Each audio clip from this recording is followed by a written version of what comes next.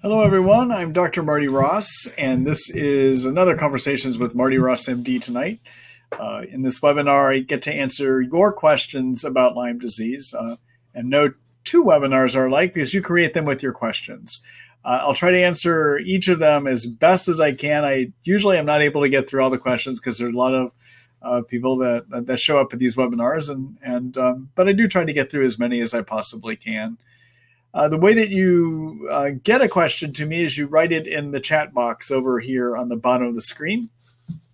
And I ask that you, as you're writing that question, that you hit enter only when you're ready to send the question to me. If you haven't hit enter more than once, it actually sends multiple questions to me, and it can get to be hard to track the question. I am creating a recording of tonight's webinar so that if you happen to miss some of the information that I hand out or that I discuss with you tonight, you will be able to listen to that tomorrow.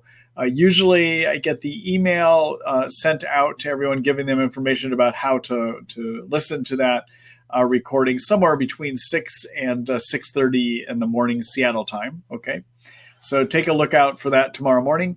If for some reason you don't get that email, though, you can actually watch the webinars even without getting the email, because I post them all at my Lyme disease information site called the Treat Lyme Book.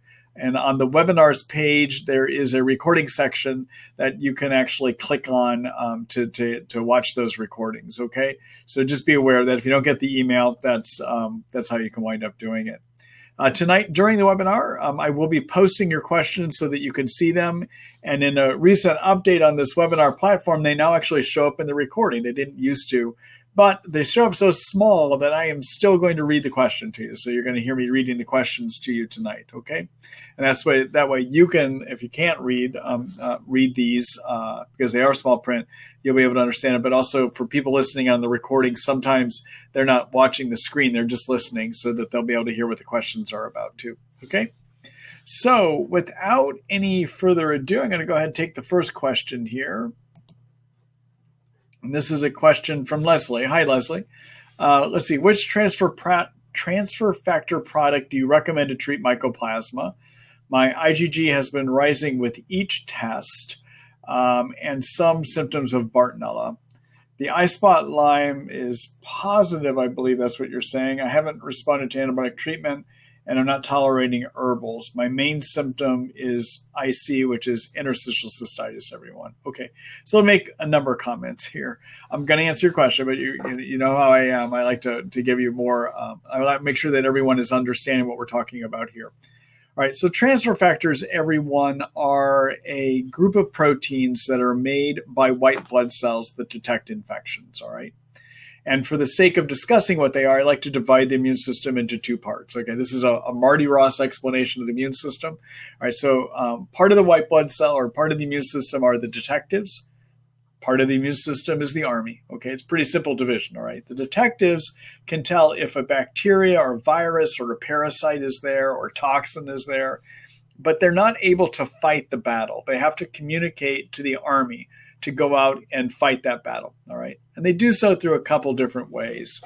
One way is they make those inflammation chemicals that many of you hear me talk about every webinar. They're called cytokines. Cytokines are what white blood cells make to turn on the immune system, and they kind of just globally turn on all the immune system. They don't really target it, but they just turn it on. They rev it up, okay? So those cytokines cause more white blood cells to be made, draw the white blood cells where the infection is, and they help them work better. But the army also needs to be targeted to know what kind of infection it's treating and to actually figure out what it's going to bring to fight that battle. And so what does the targeting and turning on for specific infections of the immune system are a group of proteins called transfer factors, all right? And so there can be, for every germ or infection that we get in us, the immune system has the capability of making transfer factors for that kind of germ. So there's transfer factors for virus, a cold virus, for instance.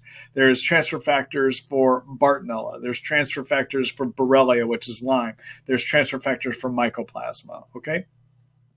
So transfer factors specifically target a certain germ. All right, so there are some companies that have manufactured mixes of transfer factors. And one of those companies is a company called Research Nutritionals. And Research Nutritionals has a product called Transfer Factor L+. Transfer Factor L+ has in it a number of specific transfer factors. So it's got transfer factors in it against mycoplasma. Okay, so that's what I'm going to recommend for you is the Transfer Factor L+. It has transfer factors in it against mycoplasma, Chlamydia pneumoniae, Borrelia, which is Lyme, Bartonella, Babesia, Ehrlichia, Anaplasma. Those are all the Lyme co-infections, and a couple other viruses, something called human herpes virus type 6, cytomegalovirus, and I think the Epstein-Barr virus is in there too, which is the monovirus, okay? So the transfer factor L+ is for basically infections that you might see in addition to Lyme in Lyme disease, all right? So that's what I would do if you're trying to target mycoplasma or you're trying to target Lyme or you're trying to target Bartonella. I would do 1 pill 2 times a day of that mix, all right? The other thing I just want to point out, I'm not a big, I know that some of my colleagues think mycoplasma is a big deal. I don't think it is. I think mycoplasma and Chlamydia pneumoniae and those viruses I was just telling you about, in most people, the way they live in healthy people, actually. If you were to pull 100 healthy people off the street, we would find elevated antibodies against mycoplasma, chlamydia, HHV6, cytomegalovirus, or Epstein-Barr virus, and about 10-15% of those people. These are in healthy people, okay? So just having elevated antibodies against these chronic infections that cohabitate in healthy people does not necessarily mean it's causing you a problem. Probably what happens is most of us, our immune systems keep them under control so they don't bother us, all right? So the way I like to approach a mycoplasma or a chlamydia when they show up, or an Epstein-Barr or an HHV6 or cytomegalovirus, the way I like to approach those is to do all the things I do to get Lyme under control, which is kill Lyme, kill the co-infections, okay? Because if you can deal with those infections first, the immune system should turn on and put those other things back under control. The other essential parts of helping your body work are everything that I include in my successful treatment recipe. That whole successful treatment recipe, which is my treatment protocol for Lyme, is designed to turn the immune system on, which ultimately will put your mycoplasma, your Epstein-Barr, your HHV6 under control without having to specifically target them, all right? So what am I talking about for my treatment protocol? I think many of you are familiar with it, but I'm just going to do a quick screen share here to show.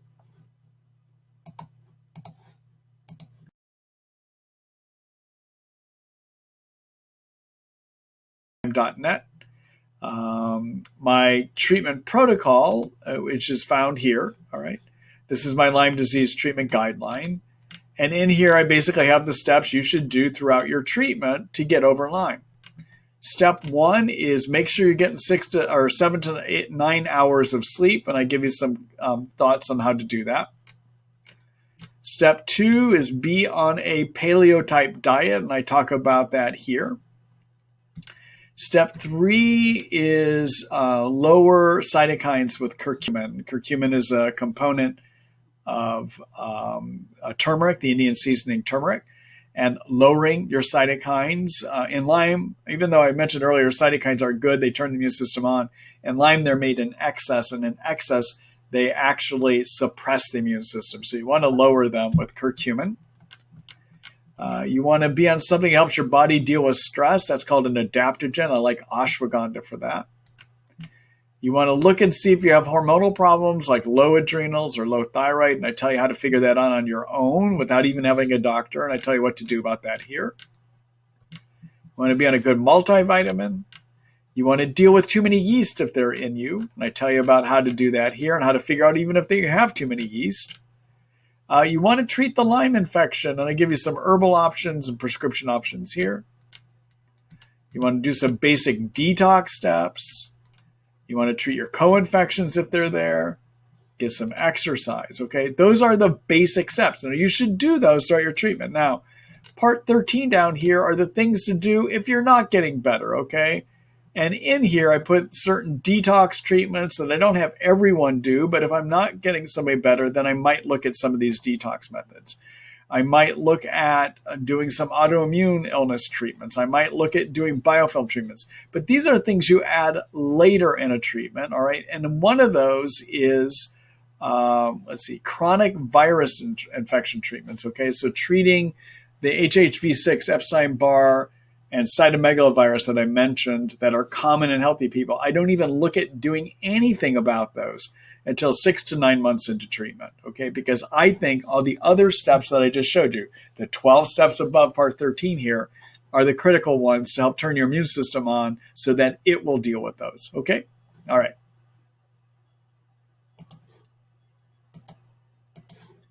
All right, Leslie, I hope that gives you some useful information. Oh, one other thing I should show people too.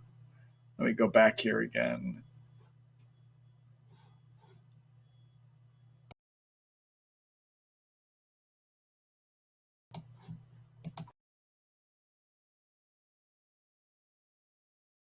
I was telling you about, this is my supplement store. This is where, if you're looking to see what are the quality products that I recommend, because I try to pick good ones that stand a chance of working, that don't have artificial fillers that might hurt somebody. So when I use generic names like curcumin, if you're wondering what is the curcumin product I recommend, this is my store. You can come here and figure it out.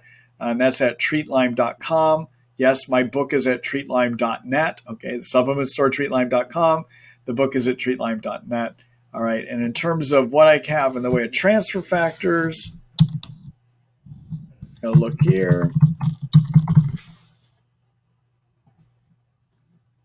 All right, so I carry the whole line of the various transfer factors that come from research nutritionals. All right, let me go back here.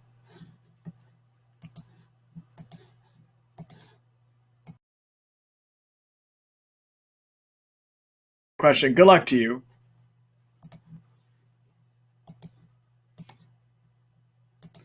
Hello, Judith. Let's see. What can you offer for mold exposure that affected the GI and esophagus and stomach?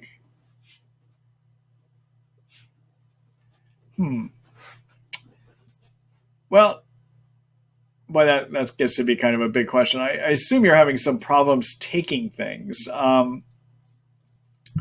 So, Judith, the big thing I would do, I think it's just going to be easier for you to take a look at the article I've written about the things that you can take. What I would say, though, is that whatever you decide to use to bind up the mold toxins, you're going to want to start low and slow, all right? So bentonite clay, for instance, is something I recommend, 500 milligrams 3 times a day.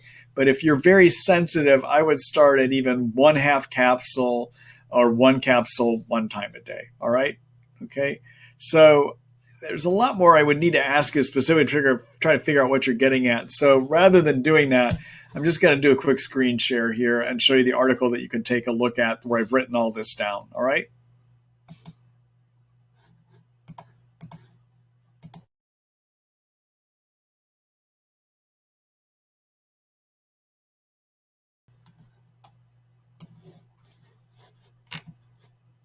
All right. So the article you're going to find on mold toxicity is going to be in the detox chapter. And it's this article called Lyme and Mold Toxin Illness, all right? And this is where I explain the various binders, how you might want to use them. Why do you even want to use binders in mold toxin illness?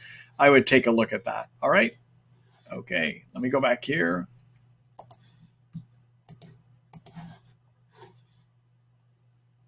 Good luck to you, Judith.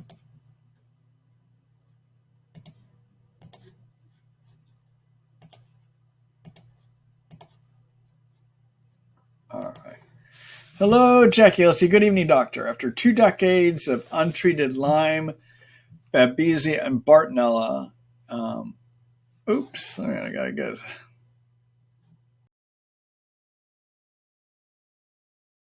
Decades of untreated Lyme, Babs, and Bartonella, improperly pulled in. I improperly pulled another tick. About 3 weeks later, my left elbow began to feel uncomfortable, similar to minor nerve pain, perhaps. Also, my right hand would easily feel numb and tingling after a minor tap. As per your advice, I began 3 weeks doxy, but this was 28 days after the tick. Initially, my fingertips felt tingly and weird when I touched phone screen. I wondered if this could be from new Lyme or co-infections. These symptoms diminished. I was relieved after 2 weeks on doxy. My ears began to hurt and feel congested. On final day of antibiotic, burning during urination and frequent urges. Finished doxy 7 days ago. Ears still hurt. Minor but constant elbow pain returned. Increased neck and back pain. Do you feel that these symptoms may be from new infections? If so, should I ask for 3 weeks doxy? Any other recommendations? So, all right. So Jackie and everyone. So for an acute tick bite that could be due to Lyme or give Lyme, I recommend a minimum of 4 weeks, well, 3 to 4 weeks of antibiotics. My favorite would be doxycycline, preferably 200 milligrams twice a day, 200 milligrams twice a day. But most doctors will only prescribe 100 milligrams twice a day. It's probably going to work fairly well. Now, that is consistent with the recommendations of the Infectious Disease Society of America. When we look at studies about the effectiveness of their treatment, if you start within the first month, it works about 90% of the time. All right. So 10% of the time it doesn't work. All right. So if you've got a returning of symptoms that look like Lyme after a tick bite and you've treated with antibiotics for a month, go an additional month. And my general rule of thumb is that you want to treat, if you have to go into a second round of antibiotics, I would continue them until you are symptom free from the new symptoms for at least 2 months. Okay. Now you have a complicated problem here, and I can't figure out from the way you wrote this, but it sounds like you have ongoing chronic Lyme disease as well too. So normally for an acute problem, when somebody doesn't have chronic Lyme, I want to have them treat long enough. If they have to use the antibiotics a second time, I want to treat long enough until they are symptom free for 2 months. Okay. Now, if you have chronic Lyme though, you've already got Lyme in you, so that being able to get completely well for at least 2 months may not happen. So the issue is are you treating your chronic Lyme? And I can't tell from your question here. All right. But for the acute situation, if you've had an acute flare, I would try to go back in, at least get another month of antibiotics with the idea of maybe treating until you're back to your baseline state, whatever that baseline was, for at least 2 months before you stop the antibiotics. Okay. All right. Good luck to you, Jackie.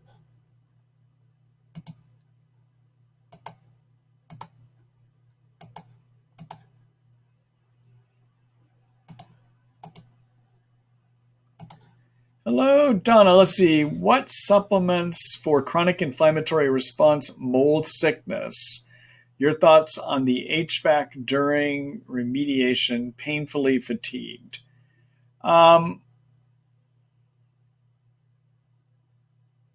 So HVAC would be the air system in the house. Yeah, I think that needs to be cleaned out thoroughly. There are companies that have expertise in doing that, but I definitely would do that if you've got a home that has mold in it. You've been able to show that it does have mold. To figure out if you do have mold, you would want to do something called an ERMI test. And an ERMI test is a way of looking to see if you have various mold spores in the house. It involves either using a cloth to wipe in sections of the house and sending it to the lab, or vacuuming it up. And if you're wanting to know more about that, where I would go in terms of resources and where to go to the website called survivingmold.com and look on their resources page, and they will have a link to a company called Mycometrics that does the ERMI test. Okay. So chronic inflammatory response syndrome, everyone, is a term that was coined by a physician named Richie Shoemaker. Richie Shoemaker is a medical doctor out in Maryland in the Chesapeake Bay area that first discovered that some of his patients with chronic fatigue syndrome and fibromyalgia, that when he gave them cholestyramine to stop bad constipation, cholestyramine is a fat binder that we use for treating cholesterol. He had a number of townspeople that had a fish toxin poison or a sequetra toxin poisoning from his area of the bay that had uncontrolled diarrhea, and nothing was working. So he put a lot of these people on cholestyramine because as a side effect, it will bind people up, it'll constipate. And he'd soon discovered the number of his patients with chronic fatigue syndrome and fibromyalgia started feeling a lot better, which led him into this discovery process where he was able to figure out that about 25% of all people, when exposed to mold toxins, are unable to remove them. What is supposed to happen in 75% of us is our immune systems will see a mold toxin, will tag it, identify it, tag it. It gets broken down, goes to the liver processes those particles and moves them out into the intestines where they get pooped out. If you're one of the 25%, though, that have a genetic abnormality that make it so you can't do that, in those 25%, the immune system doesn't tag those toxins correctly. They go to the liver. The liver is supposed to take a fat toxin and turn it into a water-based toxin where it then gets moved out into the intestines, mixes in our poop, and we poop it out. But if you're one of the 25%, that transformation doesn't take place. And what happens is those fat-based toxins hit the liver as a fat-based toxin. They go out into the intestines still as a fat-based mold toxin, and they get reabsorbed back into the bloodstream. So you get this endless loop of toxins that just won't get out of you. That triggers your immune system to make too many cytokines. So it can give you symptoms that look a lot like Lyme, which gives you a lot of inflammation. That's what Richie Shoemaker would call chronic inflammatory response syndrome, okay? So at a minimum, what I like to use to treat for mold toxicity is I like to bind the mold toxins with either cholestyramine, which is a cholesterol binder, working slowly up to 1 scoop 3 times a day, or I like using a mixture of bentonite clay and charcoal, 500 milligrams of each, 1 pill 3 times a day, but you build up slowly on all those, okay? You start at 1 scoop of the cholestyramine or 1 pill of charcoal and 1 pill of bentonite clay, and you see how you respond. Because when you bind the toxins in the intestine so they don't get reabsorbed, that can trigger a cytokine flare. You can get a lot worse. So you have to go slowly with doing that, okay?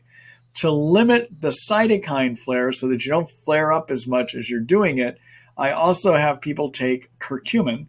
Curcumin is a component of turmeric, the Indian seasoning turmeric, and it tells your white blood cells to not make as many cytokines. And so you would want to take 500 milligrams 3 times a day. The other thing that can be helpful if you're flaring up quite a bit as you're trying to remove those mold toxins is glutathione. Glutathione, you need to get in a liposomal variety, which means it's been microscopically wrapped in fat. Microscopically wrapping glutathione in fat increases its absorption. All right, so glutathione is a powerful antioxidant made in every one of our cells, and it's used by the liver to detox. It helps the liver detox, okay? But it also tells white blood cells to not make as many cytokines, all right?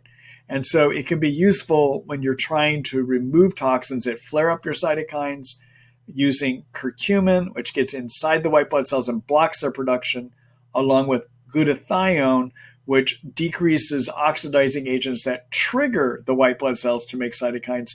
Using both the curcumin and the glutathione can be quite helpful, making it so you can more rapidly build up your binders, okay?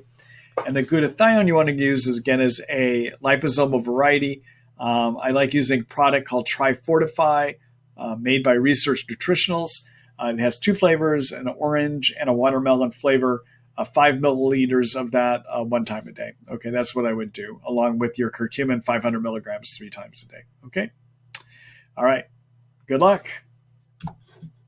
And Donna, I showed that more extensive article about this topic earlier tonight. Take a look at that. I have written about it in the Treat Lyme book, okay?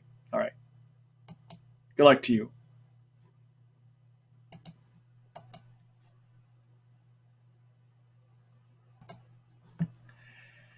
Hello, Brenda. Let's see. Thank you, Dr. Ross. I am grateful for your help. I have Lyme and Bart, and I'm getting ready to try Ceftin 500 milligrams 2 times a day, plus Tindamax 500 milligrams 1 time a day.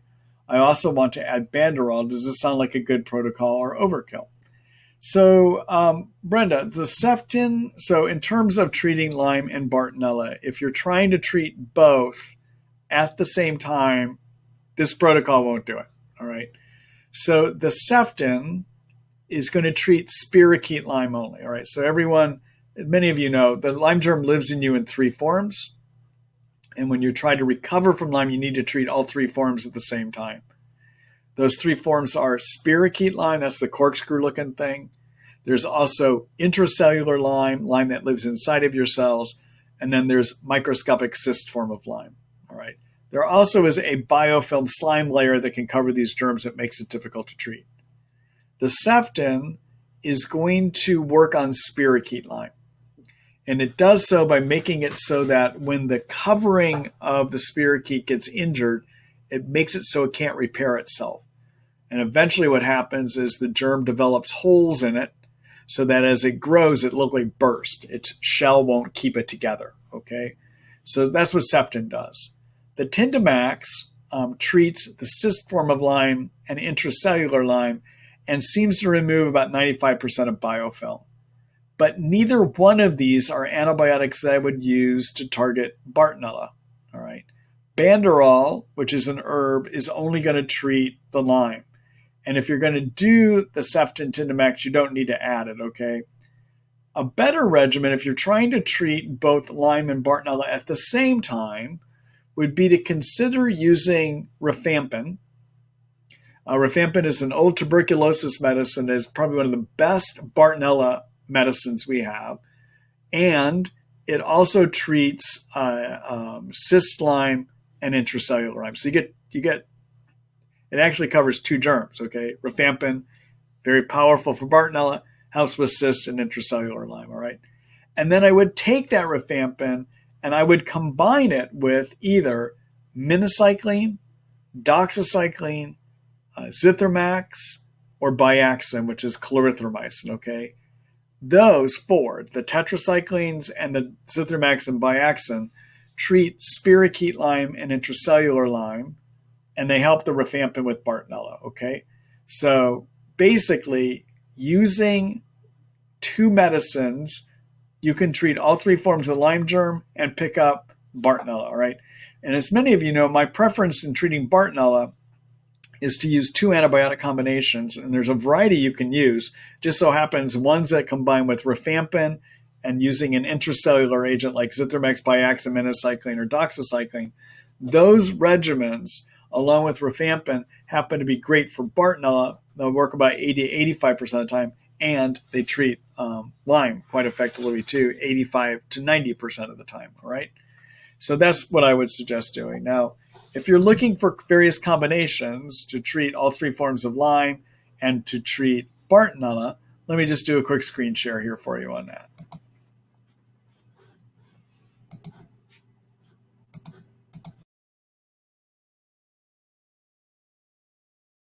Chapter I have called Infection Treatment Plans. If you're looking at the various options that you have to treat anything, I mean, here I got an article about when and how to treat chronic viruses, okay? Or how to treat Babesia. Or here, this one is called Kills Bartonella Brief Guide. This is where I will lay out the various options that I use to effectively treat Bartonella. I have some prescription and herbal options here. And then in terms of what do I recommend for killing Lyme, here's the various antibiotic protocols that I recommend for that as well too. It's called a Lyme disease antibiotic guide. Okay, all right. Let me go back here.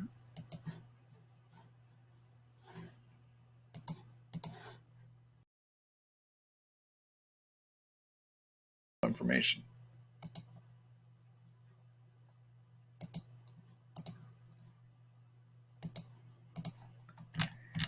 Bear with me. I got a message from somebody here saying that the video is not coming through. I think that might have been early on because it is now. Okay. All right. All right. So I just want to make sure that somebody else hadn't posted that information as well too. All right. Let me move on here.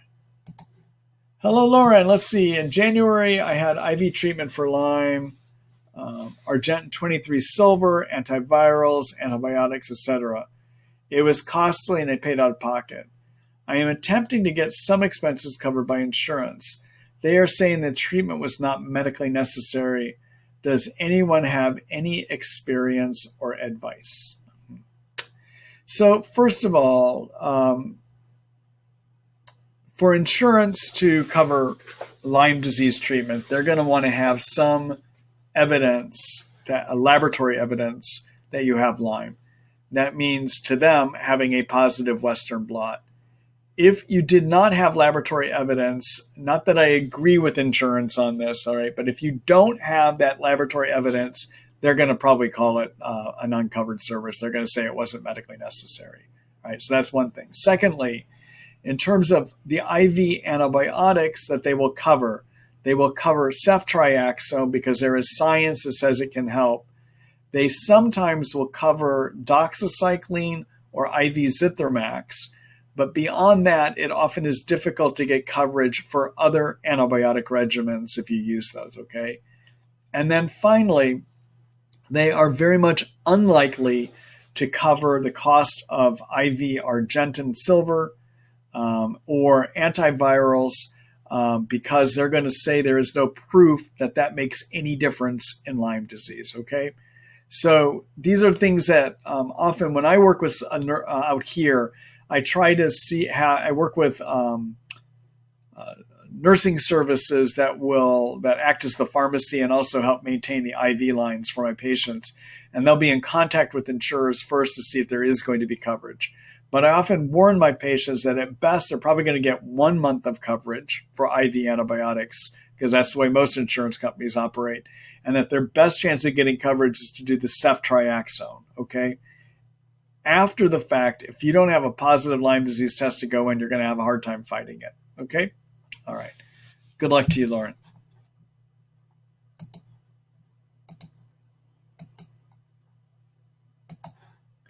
Hello, Rita. Hello, Dr. Ross. If the target dose of antibiotics is intolerable, would doing half dose of antibiotics combined with antimicrobial herbs render the same result?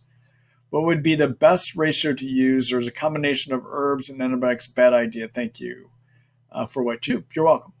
So, Rita, it all depends on what your bad reaction is. I mean, if it is a side effect problem, not a Herxheimer reaction, but a side effect problem, there's many prescription options, and you could find a different prescription option, okay? What I will tell you is that regardless of whether you're using antibiotic prescriptions or antibiotic herbs, what is critical is you find a dose that kills your germs, all right? And that does not necessarily mean that you need, if you are a person that has detox problems, that is sensitive to everything, that usually means there's some kind of a detox problem. That may mean that all you need to do is find a dose that you can tolerate. For instance, Banderol Cemento, which are the two herbs many of you know that I like to use to treat Lyme because they work about 85 to 90% of the time. My ideal dose that I try to target people to is 30 drops twice a day. But there's an occasional person that if I try to give them more than 1 drop twice a day, they get severe Herxheimer reactions or they have a lot of side effects. So there is a person every now and then that I am just manage on 1 drop twice a day with Banderol Cemento. And I've had a number of patients that will get well. And what I think happens in that situation is because of detox problems, they don't need as much of the medicine going in to maintain adequate levels to kill in the blood, all right? So what you're most interested in is, do you have enough of your drug, whether it's an herbal or prescription drug, in your blood to kill? And what determines whether you have enough in your blood to kill is based on how much do you put in, and also how good is your liver or your kidneys about cleaning the stuff out, all right? And if you have impaired detox mechanisms, that means they're not cleaning the medicines out as quickly. That means you don't need to put as much in. All right, that's just kind of the way it works, all right? So if I've got somebody that is medicine sensitive and reacting to about everything, that usually is a clue that they are having detox abnormality problems, in which case I try to go just very low and slow, all right? And that doesn't necessarily mean you add multiple things together as you're suggesting, Rita, okay? It may mean going lower dose and seeing what you can tolerate because it still may bring you forward. So Rita, if you are the person that is reacting to all kinds of things, think that it's a detox problem. You don't have to go as high in your dose. If that is not your situation, try other medicines to see if you react as strongly to them. And if that doesn't work, I would probably need to ask you a lot more questions to help give you some direct advice. Okay, but those are just some observations I have for you. All right, Good luck to you. Thank you for that question too.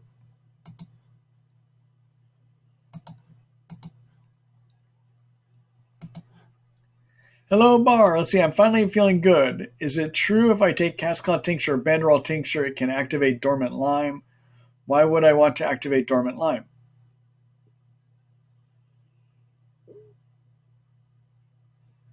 I'm not sure. I don't think it activates dormant Lyme. Banderol, everyone, is a Nutrimetics product called a toba bark extract. Cat's claw is also known as cemento. Those herbs, according to petri dish experiments from about 6 years ago by a woman, by a PhD researcher, Eva Choppy. Eva is doing probably the most novel Lyme disease research we have right now. She runs a lab out of New Haven, Connecticut. And her research at that time was very interesting. It showed that on petri dish, that banderol and cemento each individually would kill Lyme, all three forms of the germ, pretty well, and remove biofilm to a degree. But if you put the two together, there was a whopping kill, bigger than you might expect by just adding the individual effects. So her research says they help each other. There's a synergistic effect. And they removed 100% of biofilms when you put the two together, okay? So I like using them. Based on those experiments, I started using them in my patients, and I found they help about 85 to 90% of people. So I use them when I've got somebody that has Lyme that has gone, I use them for any kind of Lyme, but I also have found them to be helpful when somebody's got dormant Lyme. Dormant meaning it is still in them and causing them a lot of problems, okay? So dormant doesn't necessarily mean that it's not hurting them, okay? So when I use the word dormant Lyme, I mean Lyme that has probably moved more into biofilm communities, may have slowed down its growth and started doing something called persister cells, which is a form of spirochete or a form of cyst that has slowed its metabolism way down. And also dormant Lyme can be Lyme that has moved into biofilm communities, all right? And that's not a good thing. It just means that the immune system can't get it in that state, but still it is in you, still wreaking havoc on the body, making you feel sick. Then you should do something about your dormant Lyme, in which case I like using banderol cemento because I have found them helpful, okay? All right. So you're not necessarily activating dormant Lyme. Dormant is in you causing problems. If it's still in you causing problems in an dormant state, you want to tend to use things that do better at getting at the dormant state, all right, of which I have found banderol cemento to be helpful, all right? All right. Good luck to you. Thank you for that question.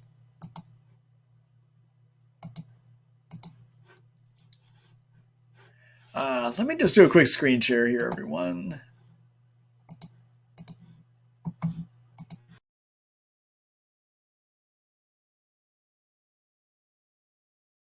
Article about the banderol cemento, and I just want to show that to you. So if you want more information about those two, they are actually called a toba bark extract. That's the article. So it's called a toba bark extract and cat's claw tinctures. And in this, I talk about Eva Choppy's research. I give you the reference for it and give you more information about why I like using these. Okay? All right. And again, these are my two favorite herbs that I like using to treat Lyme. All right, let me go back here.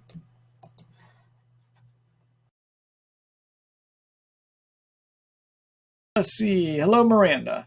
Hi, Dr. Ross. How long do you usually recommend taking nystatin with antibiotics? Is there an herbal option to switch to that is less toxic to the liver once the yeast has calmed down? Thanks. All right. So there are herbal options to nystatin, all right? But I want to correct one thing. Nystatin has no systemic toxicity. It does not hurt your kidneys, does not hurt your liver. And the reason it doesn't is it stays in the intestine. So nystatin is not absorbed at all, all right? So you could use nystatin and it's not going to hurt your liver or your kidneys. One of the other yeast medicines we sometimes use called diflucan or ketoconazole or lamisil or itraconazole, Sporanax, those can affect the liver, all right, but not nystatin, all right? If you are looking for an herbal option, what I like to use that can work as well as nystatin is to use combination products. One of the combinations I like to use is a product called Capri Plus. Capri Plus is made by a company called Karuna, and that's Karuna with a K. And it has in it caprylic acid, rosemary oil, and also garlic.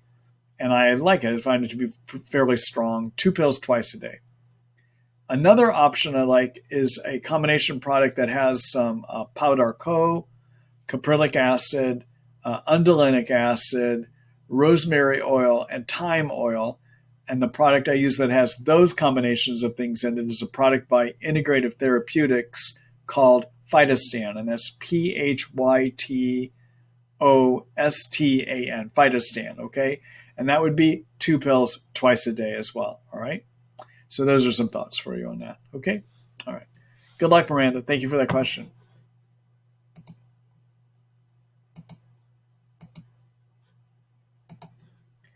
Hello, Jenny. Let's see. I'm taking Cemento Banderol, 25 drops twice a day for Lyme and for Bart, or for Lyme. And for Bart, I take Hutunia, 25 drops twice a day, and Sida acuta, 30 drops 3 times a day. Is this an appropriate dose for a 130-pound woman?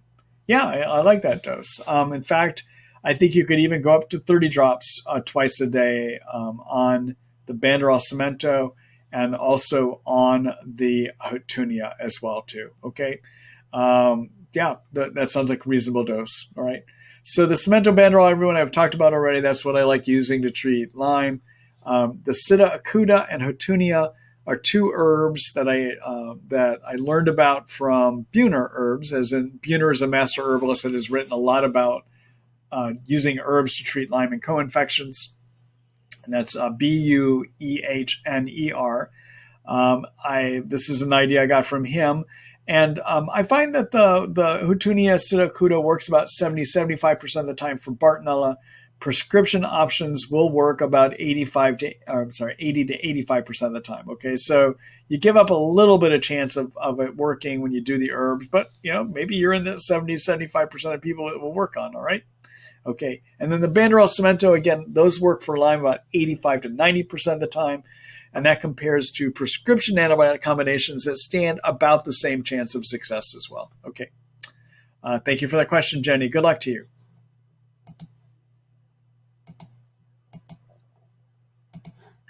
Hello, Lori. Let's see. Good evening, Dr. Ross. I've been on your herbal protocol for 2.5 months. I get terrible increase in muscle and ligament aches and pains about 5 to 6 hours after the drops. When should I start to feel an improvement if I have Lyme? Can it hurt me to take these herbs if I don't have Lyme?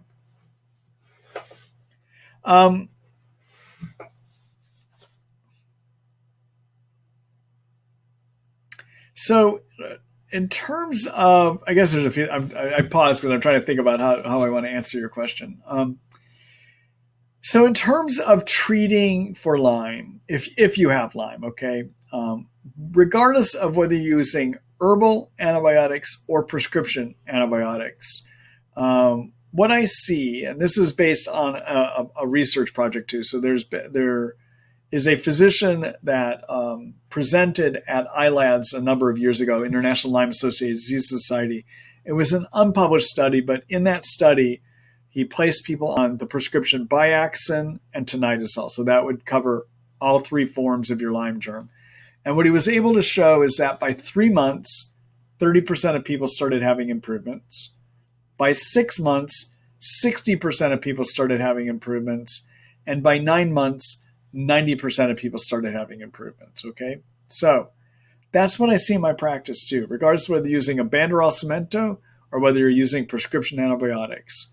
By 3 months, about 30% of people are having improvements. By 6 months, 60%, and by 9 months, 90%, okay? So that is what I would see with the Banderol Cemento, okay? All right, now, can it hurt to use something that kills bacteria in you if you don't have Lyme? Yeah, it could.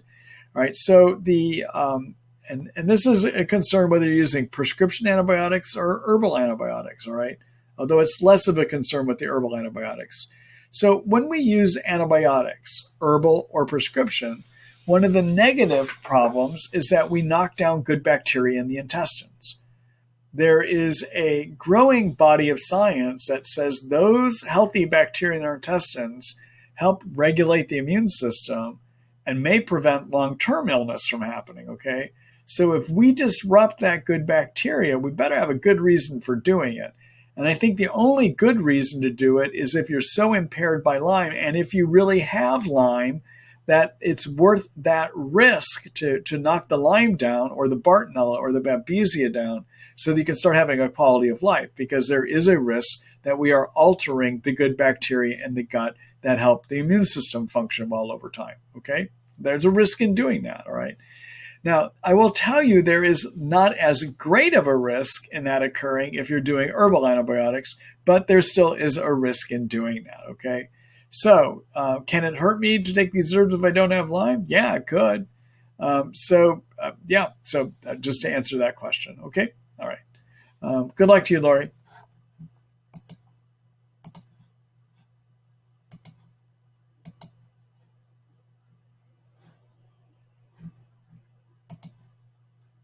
Bear with me here. I got somebody that posted a question twice.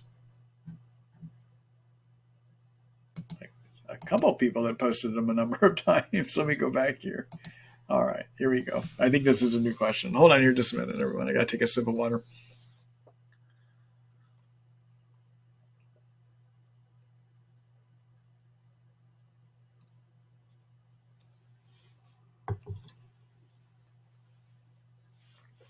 Hello, Val. Let's see. Husband has been on Zithromax, atovaquone, and rifampin for 10 months. Stopped atovaquone 6 weeks ago. Was improving, but some decline now. How can we tell if Babesia is still active? What do you suggest if it is? Still treating for Lyme and Bart. Thanks so much. Okay.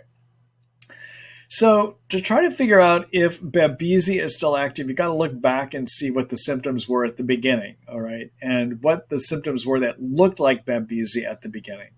And then you got to see, did they improve? And then when you stop the atovaquone, do some of those symptoms come back again? And to what degree do they come back, okay? So what I mean by that is symptoms that suggest Babesia can include air hunger, which can also occur in Bartonella. Air hunger is a feeling you just can't get enough air in from time to time, okay? So air hunger is one. Drenching night sweats, like really soaking the bed night sweats.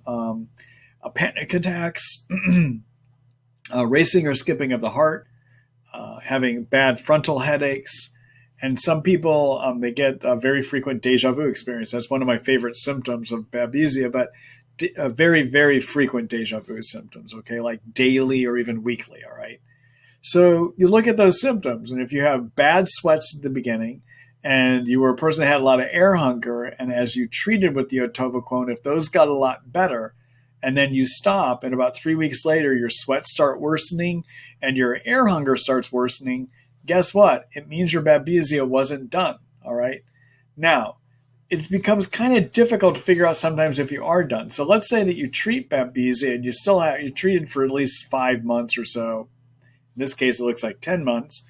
And you're still having a little bit of air hunger and you're still having a little bit of sweats. Are you done? That's hard to tell. And the reason that's hard to tell is that sometimes there is an overlap of symptoms of Lyme and what Babesia causes, all right? So sometimes it's just a sense that I use. Like if I've treated somebody for a good 5-10 months, and most of their Babesia symptoms are like greatly improved, and we're plateaued, we're not getting anywhere, I'm going to say we've treated long enough, we should be done. And then I'm going to look at those specific Babesia symptoms they had, especially at the beginning, and see, do they start coming back? If they do start coming back, I'm inclined to relook at getting back on a Babesia treatment, all right? So what do I recommend? Well, there's a whole host of drugs I recommend. I would, to look at that, I would take a look at the article that I've written without going through that with you right now. Okay, so let me just show that to you really quickly here. All right.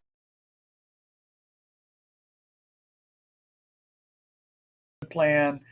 Take a look at my article called Kills Babesia, A Brief Guide. And actually, that's the Bartonella one. Hold on here a minute. There, Kills Babesia, Brief Guide. So just realize that I break my treatments down into tier 1, And tier 2 treatments, probably what I would do is relook at the tier 1 treatments and see if there's another group of medicines you can use from the tier 1. Okay. One of those might be to look at doing Malarone, which has the atovaquone and a quinine derivative in it. Okay. So those are just some thoughts for you to take a look at. All right. Let me go back here.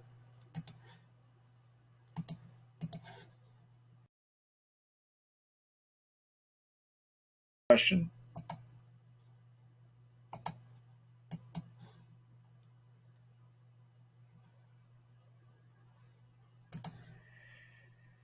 Hello, Catherine. Let's see. What is your protocol when Bartonella, Babesia, and Lyme are all present? Thank you. So usually what I'll try to do when they're all present is treat for Bartonella and Lyme first, try to get most of the Bartonella symptoms resolved, and then add in Babesia treatment, okay?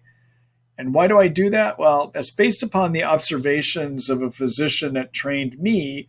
Well, actually, he didn't train me. Like I didn't work side by side with him, but he lectured at a lot of the conferences when I was learning how to treat Lyme. And that's Burrascano. Many of you know the name Burrascano. Burrascano was one of the Lyme pioneers in this country, in the United States, that came up with the ways to treat Lyme that many of us still use. And what his observation was in his practice before he stopped practicing about 5-6 years ago now, he observed that if somebody had Lyme, Bartonella, and Babesia, that if he treated Lyme and Babesia first and waited to treat the Bartonella, that it would be hard to get over the Bartonella. It would be harder to get over the Bartonella, okay? So generally in my treatments, I'm going to go for Lyme and Bart first. It's hard to mix also the drugs for Babesia in at the same time. It gets too toxic. You just get too much of a toxic soup, okay? So what would I do in your situation? I'd probably use a minocycline and a rifampin because they treat both Lyme and Bartonella. Minocycline treats intracellular Lyme, spirochete Lyme, does a good job crossing over into the blood-brain barrier because it's a fat-soluble antibiotic. The rifampin is going to treat cyst Lyme and intracellular Lyme too. Okay, that's your Lyme treatment. Rifampin is one of the best agents we have for Bartonella.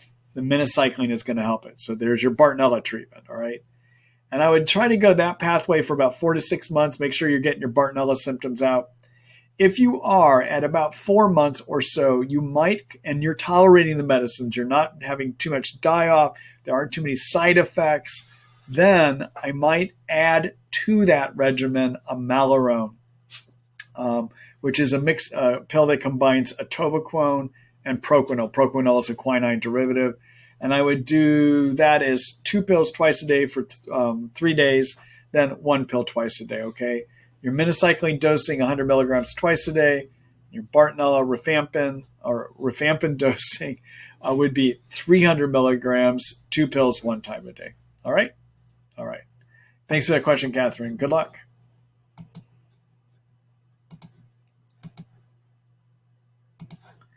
Hello, Randy. Let's see. My head constantly feels like it's in a vice, squeezing with headache and constant fatigue. What is the squeezing in my head from, and what can I do? It's there as soon as I wake up in the morning and never leaves. Please help. Thank you. All right. So, Randy, just an observation. Vice grip headaches in this area here tend to be from Babesia. Now, I would need to ask you more questions to say, do you have enough other symptoms to suggest Babesia? But I would take a look, and I've mentioned the Babesia symptoms earlier tonight, or look at the article that I have written about how to diagnose Babesia in the Treat Lyme book. But see if you have Babesia, and if you do, treat your Babesia. That's ultimately what's going to help get that vice grip headache down, okay?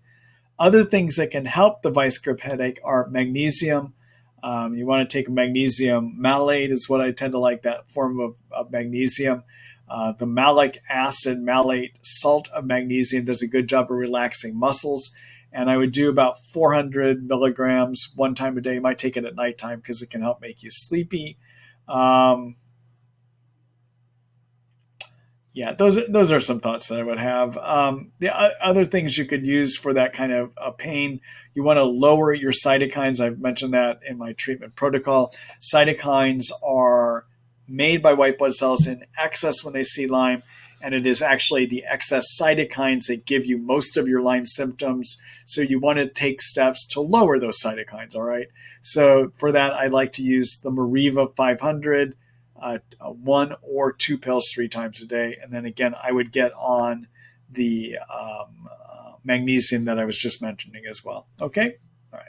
And treat Babesia. If Babesia is there, treat your Babesia. Okay. Good luck.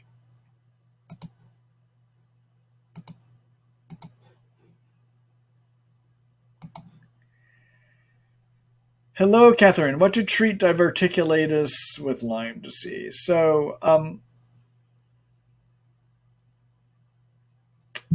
So Catherine, I guess the big question I would say is make sure it truly is diverticulitis. And diverticulitis should have tenderness when you push over on the left side of the lower left side of the abdomen. Probably has temperature associated with it. And if you don't have temperature and pain in the lower left side, then it may not be diverticulitis. Okay, that's one thing to consider. What is a good regimen for diverticulitis? Well, Flagyl coupled with clindamycin can be an option. Levaquin can be an option. And what you might want to do is put your Lyme antibiotics on hold while you spend the 10 days or so to use antibiotics to treat your diverticulitis, if it is true diverticulitis. Okay?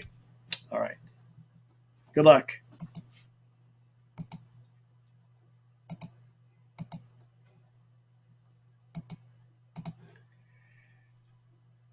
Hello, Catherine. Since I cannot tolerate cemento, can I replace with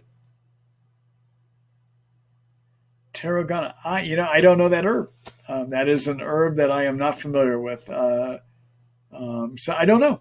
I haven't seen that one used before in Lyme. Okay. I get stumped every now and then. I learn things too, so it's something I might have to look into, but I'm not familiar with it. All right. Thank you for that question. Oh, if you're looking for things I might mix with Banderol, though, I might mix a teasel root. That's Teasel.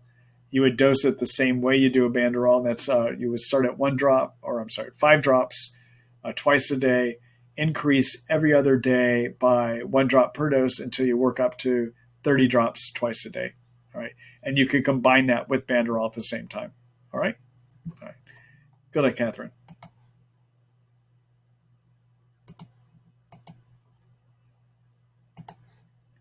Hello, Laura. Let's see. Obviously, the immune system plays a big role in Lyme. Do you treat the immune system in house? Specifically, do you check for IgG subclasses? So the way that I do not test everyone at the beginning to see if they have enough Ig antibodies. Okay. I might start looking at doing IgG testing if I'm getting about 6 to 9 months into treatment and they're not getting better, because 99% of people are going to have normal IgG levels. So it's a low chance of finding something to help somebody. So I hold off for a while doing that. I might be interested in doing IgG testing at the beginning if it's also a person that, as they were growing up, came down with about every virus that came around. That would suggest that there is immune dysfunction that spreads beyond Lyme. Okay, so somebody gets repeated infections of viruses all the time. I might start thinking, I wonder if they have immune dysfunction due to IgG problems, but it isn't something I would do at the beginning, all right? So what do you do to treat immune dysfunction seen in Lyme and immune suppression? Well, number one, follow my successful treatment recipe because it's designed to help deal with immune issues, okay? So get sleep. Sleep is shown to help improve immune function. Number two, lower cytokines. Remember, those excess cytokines that get made by your white blood cells when you have Lyme work ultimately to suppress the immune system. So you want to take 500 milligrams 3 times a day at a minimum of curcumin. If you cannot tolerate curcumin, use quercetin. Quercetin is a bioflavonoid. It's a chemical that comes from the skin of colorful fruits and vegetables. It also gets inside of white blood cells and limits their cytokine production, okay?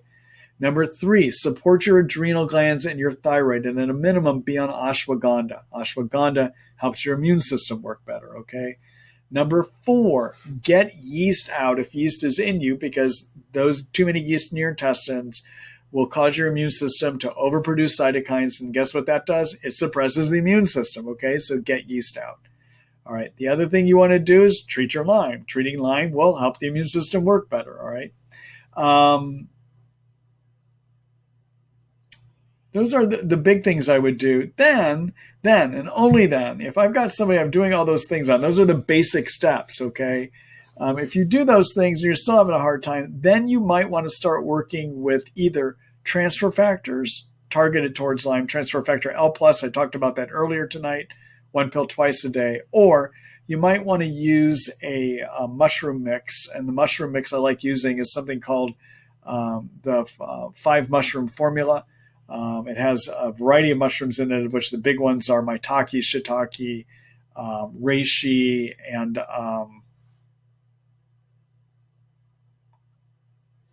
cordyceps, I think, is in that mix as well too.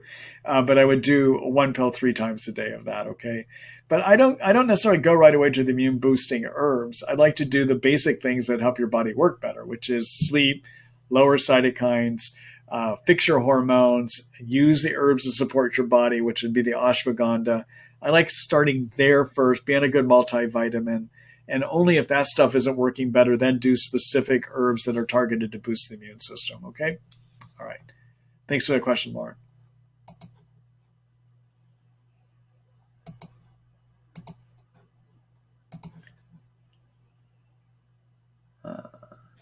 Not sure where that came from. I don't see the rest of the question there. Hello, Patty. Let's see. What do you recommend for Babesia treatment? I'm allergic to sulfas and I'm taking CSA and liposomal artemisinin. All right. So CSA, everyone, is I think this is the CSA you're writing about. I don't like using initials like this because it's hard to tell what exactly you mean by CSA. I think what you mean by CSA is an herbal mix that is made by a company called Woodland Essence, which stands for Cryptolepis, Sitta acuta, and Alcornia, which are all herbs that can kill Babesia. Of those, I find the Crypto to actually be the most effective, and I often will not do the CSA, but rather just use straight Cryptolepis. I know Buhner, as in Buhner Herbs, talks about using the Sitta and the Alcornia. In my practical experience working with these herbs, I find the Crypto to work quite well on its own without having those others thrown in. And my preference usually is to use just a straight Crypto tincture. And I will do Cryptolepis at 5 milliliters 3 times a day. That's probably what you're doing with the CSA mix as well too, okay? The Crypto is an herb that comes to us out of Ghana, where it was used, the African country of Ghana, where it was used historically to treat malaria. I find it useful in treating for Babesia about 75 to 80% of the time, okay? Other herbs that can work are artemisinin. Artemisinin, however, seems not to be working as well on Babesia that people acquire on the east coast of the United States. But artemisinin also will work about 70 to 75% of the time. Or 75 to 80% of the time. So you're on, I'm doing my odds right. So you're on my 2 favorite herbs, okay? And they work about 88, 70, make sure I get my stats right. They're going to work about 75 to 80% of the time. Those herbs, or even in combination, are going to work 75 to 80% of the time, okay? What works better are the prescription options. And my favorite prescription option is to start with Malarone, which is a combination of atovaquone with proquinel, which is a quinine medicine. And I find that combination works about 80 to 85% of the time. Okay, so maybe about 5 to 10% better than these herbs. But that's generally what I will try to do. Okay, all right. I work with these herbs on a regular basis too. Some of my patients don't want to work with prescriptions and we'll go to the herbs right away. But if I just look at the odds, I give a slightly better chance to a Malarone, for instance, over these herbs. Okay, all right. Thanks for that question, Patty. Good luck to you.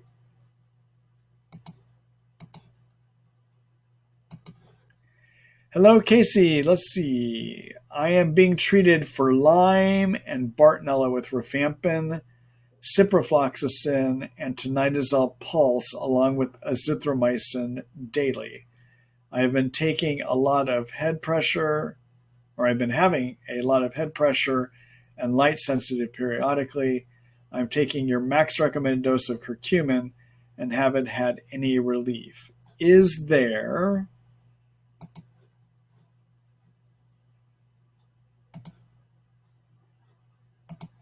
let's see, is there any other supplements that can help me? Quercetin, thanks for all you do. All right. So, Casey, what you might want to do also to give relief from some of the cytokine excess symptoms, right? Remember, Lyme disease, as I've described, I haven't talked about so much tonight, but Lyme disease symptoms really are excess cytokine symptoms, right? And I know I've talked about that in a number of my webinars, and it's all over my Treat Lyme book website as well, too. So cytokines are good and bad. White blood cells make them to turn on to fight an infection. In Lyme and in mold toxin illness, and sometimes in too many yeast, the immune system doesn't do a good job, tries harder and harder, and eventually makes too many cytokines. Too many cytokines give you most of what we call Lyme symptoms, okay? So curcumin can help lower it, and maximum dose, usually I will use is about 1,000 milligrams 3 times a day. If that's not working well enough, then I like to add glutathione. And I like using liposomal glutathione. And my product I like using for that is the Research Nutritionals product called Trifortify. And I usually will use 5 milliliters of that, which is 400 milligrams, once or twice a day. Okay. So what does that do? Well, the glutathione is used by the liver to help pull toxins out. So if you remove those toxins are not around to trigger cytokines. All right. The other thing that the glutathione Trifortify does is it's a very powerful antioxidant, and it is oxidizing agents that tell white blood cells to make cytokines. So if you can lower those oxidizing agents down, then you're not going to have the signal going to the white blood cells telling it to make as many cytokines. Okay, so I would add to what you're doing, probably not necessarily the quercetin. I probably would add the glutathione next. Okay, all right. Thank you for that question.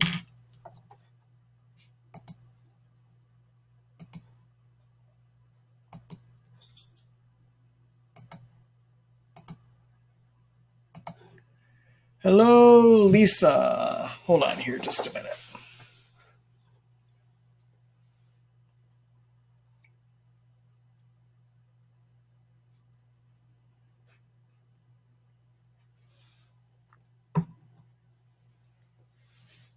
Let's see. I have Lyme and Babesia, but besides these things, I just found out I might have SIBO as well.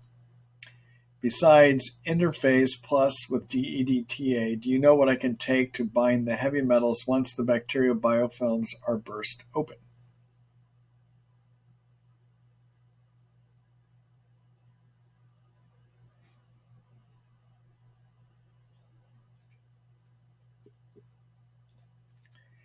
So I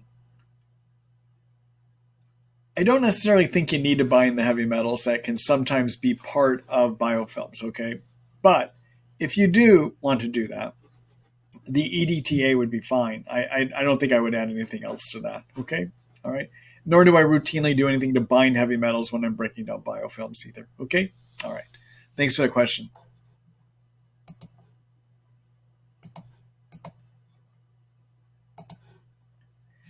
Hello, Kay. Let's see. If your neurologist had tested you for Lyme simply to rule it out, however, I understand that Lyme is very difficult to diagnose.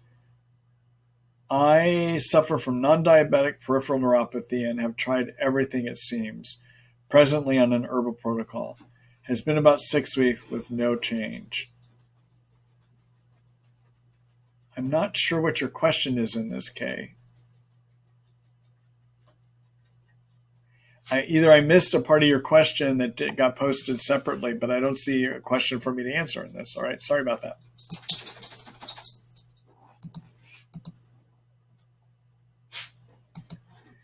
Hello, Faye. Hi, Dr. Ross. My daughters and I have Lyme. We are taking probiotics. I just noticed on the new different probiotics I was about to start says don't use if you have an immune compromised condition. The brand is Garden of Life.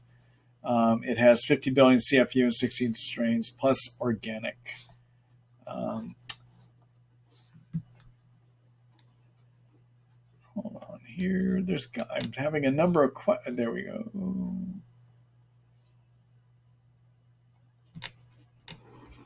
I think I see a second part here, Faye. Plus organic. Oh, here we are. Plus organic ashwagandha and organic blueberries. My daughter just finished a bottle of Bilarda Max 10 billion and is about to start her second bottle. It says the same thing on it. Do you think they are okay to have? Yeah, I think I don't find that there is an issue with immune compromise in using the probiotics and in using the Saccharomyces boulardii. Okay, as long as you have a GI system that is intact, meaning that you have that there is not something like ulcerative colitis where you've got bleeding, lining of the intestines where bacteria can work into their blood easily. I think you'd be okay using either the Saccharomyces boulardii or the Garden of Life that you just mentioned here. Okay? All right. Thank you for that question. The reason I talk about bleeding intestinal lining, and by that I mean like raw red lining, is that if it is that red and bleeding, the barrier that protects getting bacteria from the intestines into the bloodstream is compromised. It would be easy for the bacteria to get into the bloodstream, okay? But short of having a condition like that, you should be fine. Most people with Lyme would be fine.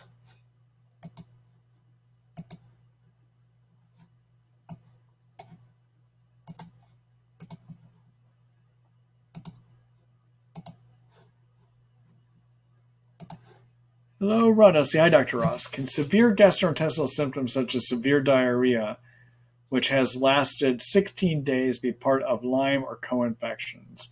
If so, how do you treat? I'm currently on ciprofloxacin for the last 4 days. Thank you. So if you've been on antibiotics and you have severe diarrhea, the first thing I would want to do is to make sure that you have not developed something called C. difficile or Clostridium difficile. So that is a bacteria that lines our intestines that, believe it or not, grows too much when you're on antibiotics. It's one of the rare bacteria that do. And when it grows, if it gets to be in large quantities, it actually releases a toxin called C. difficile toxin that causes you to have profuse, really severe diarrhea. Okay. And there's a test of your stool that you can do to see if you have the C. difficile toxin in it, right? I would hope that somebody thought to do that with you. If that came back negative, then for the diarrhea, what I would want to do is probably stop your antibiotics for a little bit and rebalance good bacteria in your intestines. So if you have, by using antibiotics, if you have been on them for a while, you may have knocked down a lot of the healthy bacteria that help do good food digestion. And if you don't have adequate food digestion, that's going to leave food particles around within the intestines that attract water that leads to bad diarrhea. And I would want to probably be on a good amount of probiotics. And for that, if you're really having bad diarrhea and your C. diff is negative, then I'm going to wind up probably doing like an HMF Forte, 4 pills 1 time a day that has 3 different strains of lactobacillus bacteria and bifidobacterium in it. And I might combine that with 4 pills 1 time a day of like a Prescript Assist Pro. That is a soil-based probiotic that does a great job of repopulating the intestines as well, too. Okay. So those are just some thoughts. All right. Anyhow, good luck with that.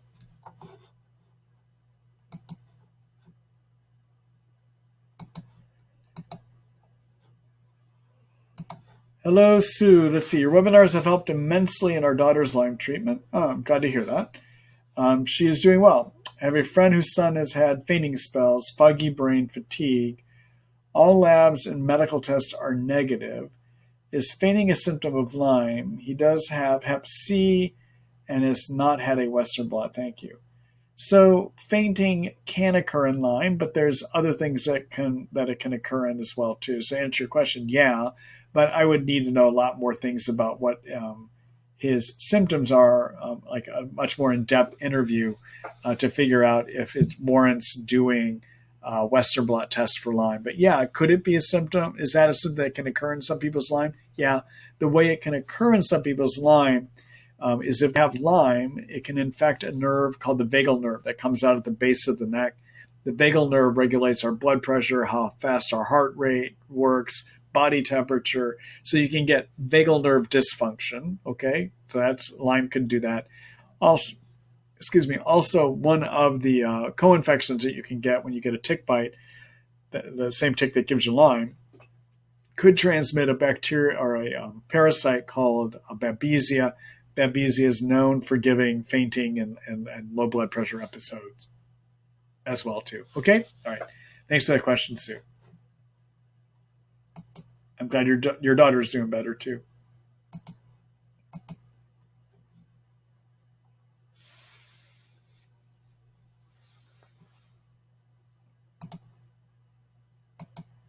Let's see.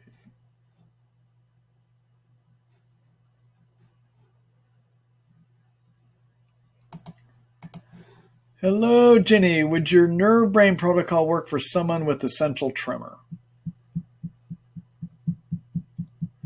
So maybe.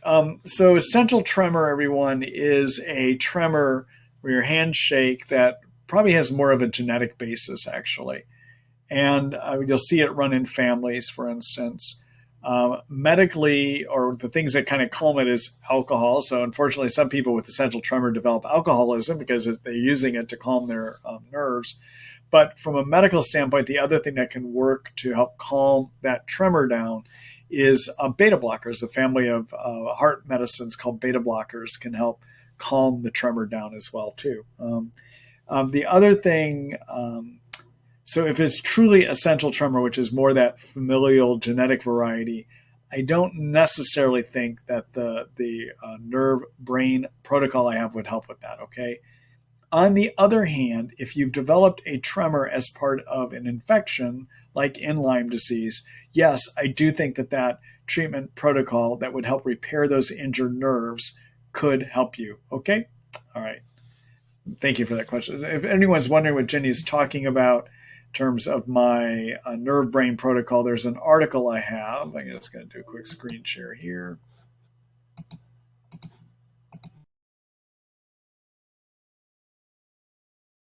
Nerves chapter. And you would want to look at my brain fog and Lyme disease. Can you fix it? That has basically things I would do to repair any nerve pains, or a similar one would be the neuropathy repair. But both of these include my protocol to help fix nerve conditions in Lyme. Okay.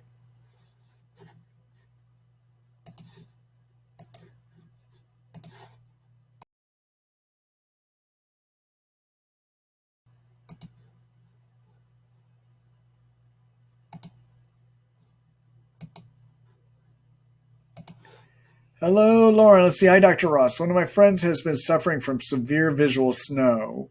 Is this symptom frequently linked to Lyme or co-infections? Do you have any advice for treating it? Thanks for your time. You know, it's a complicated symptom, Lauren, and so it is literally it's a vision like a field of snow. And the way that I have treated it is to treat for both the Lyme and for Bartonella. I will try oral regimens first, but at about a point, if they're not working and people are not getting any better, I sometimes will go with the IV antibiotic protocol. Okay. But yeah, so for treating it, I would definitely do either make sure you're doing a Lyme and a Bartonella treatment. Orally is fine. The other things that I would look at is my brain repair protocol that I was just mentioning in this last article, which involves basically fixing the nerve cell membrane and the mitochondria energy factories using something called NT factor. Be on glutathione, which helps repair nerve injury from the outside, from the inside, I should say. And then be on coenzyme Q10. Those are some essential components. Read the article that I was just showing earlier. Okay? All right. Thanks for that question.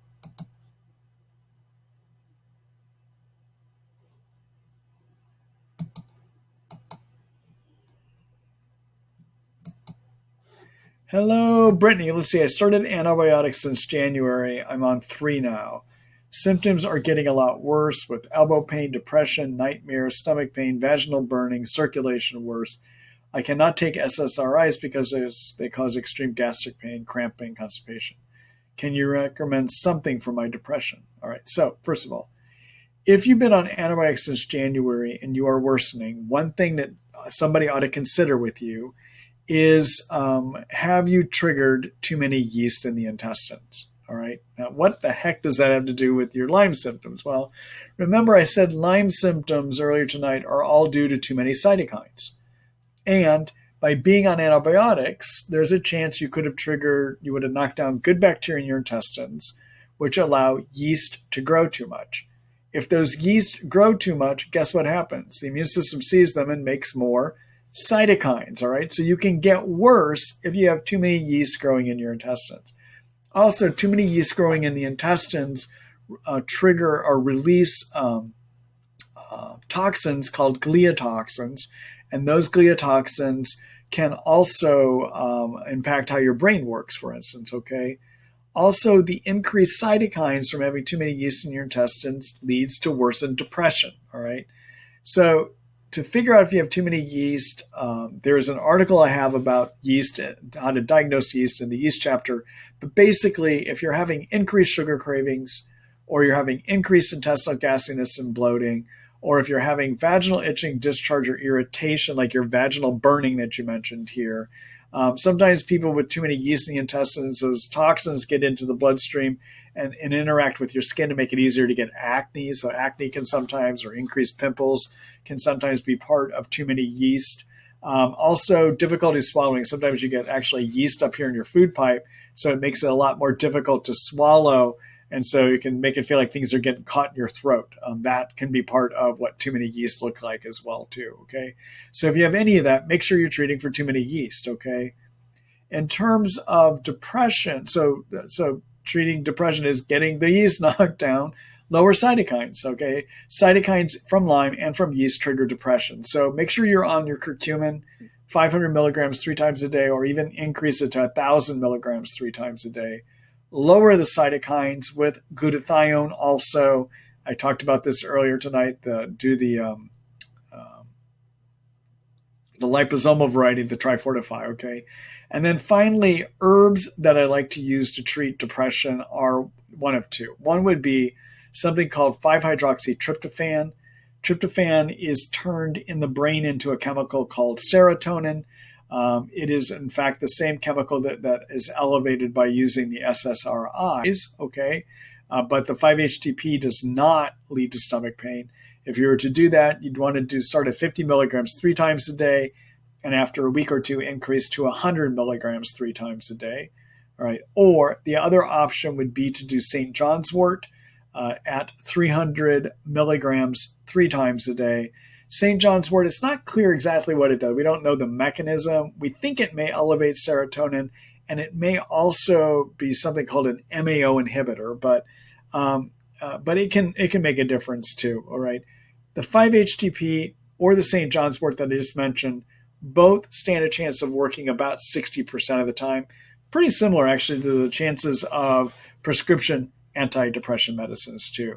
But make sure you figure out if you have too many yeast too, because if that's part of this, you need to deal with that. And that could explain why you're not getting better over time as well. Okay? All right.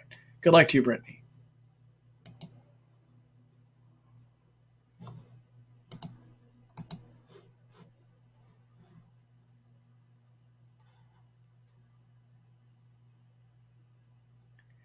All right. Everyone, that's it for me for tonight. So I want to thank everyone for showing up.